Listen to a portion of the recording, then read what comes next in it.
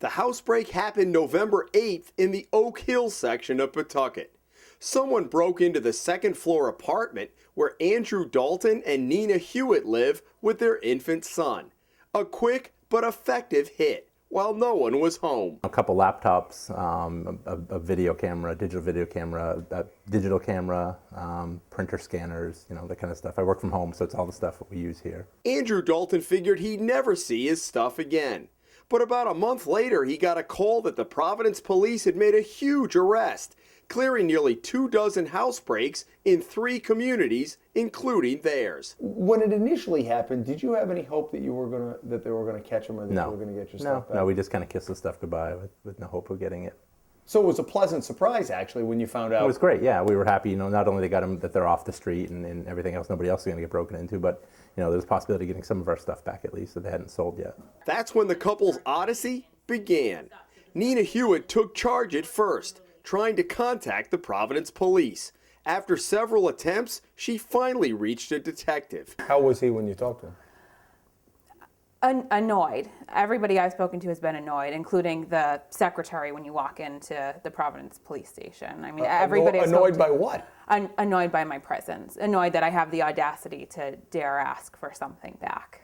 Right. I mean, I really just annoyed that I was wasting their time. Hewitt became so frustrated trying repeatedly to reach someone by phone and in person that she handed it off to Dalton. So after a few attempts of leaving messages, I finally got a hold of somebody, and they gave me the name of somebody else.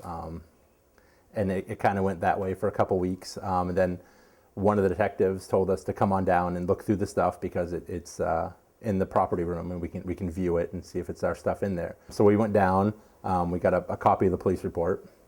We needed that before they let us upstairs.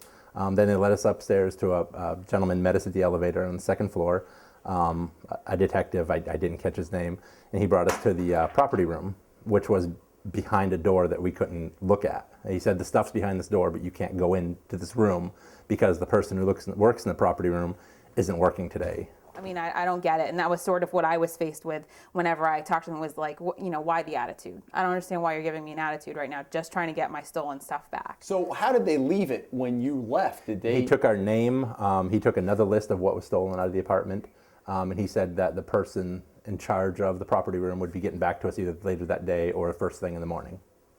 And? Nobody called. Well, I think when we finally showed up to the police department, it was a Friday afternoon. And I stood in front of the secretary with my son, and it finally got to the point where I had tears in my eyes. And it was really, I said to her, my house was broken into, my family was violated. I'm just trying to get my stuff back. And this went on, I mean, we stood there for maybe 20, 25 minutes with the secretary who wouldn't even connect us with somebody to talk to. She literally got up and walked away. So she would never listen to you? Yeah. At about 2 weeks of not getting hold of this person who runs the property room, I finally asked for their boss, and they directed me to a sergeant, and I talked to him, and he directed me to a detective that was in charge of the case. After another week of leaving him messages or so, he finally picked up the phone, and he told me that there was a different detective I had to get a hold of. And since then, for the past month, I've been trying to get a hold of this person, and I haven't had any response. So the Hummel report contacted Deputy Chief Paul Kennedy last week, providing him with a timeline of the couple's frustrations. Within a couple of hours, they got a call back from the Providence police asking them to come here Monday to meet with a lieutenant. But when they arrived, the desk officer couldn't locate the lieutenant, who it turns out was working a night shift, and they had to wait another 10 minutes before someone arrived. 45 minutes later, they emerged. The only item there? An iPod dock worth about $50. They did not see the computers, camera, or jewelry. They've had tons of people coming to poke through and look for their stuff. What else has gone missing? Has anything been misplaced? They said some stuff got transferred to another police department. Maybe it's in Pawtucket. So still kind of feeling like we're getting the runaround a little bit. Major Stephen Melorano, who oversees the property room, tells the Hummel report the department, quote, dropped the ball, and he plans to call the couple to apologize, at the same time putting safeguards in place to prevent this scenario from happening again. Nina Hewitt says it's too little, too late. If they had said to us from the at some point or all along the way, we don't have your stuff. This was a mistake. We're sorry that you got a phone call that we had your stuff, but we don't have it. Or if I was just presenting, I'm so sorry, you know, this was a misunderstanding or something.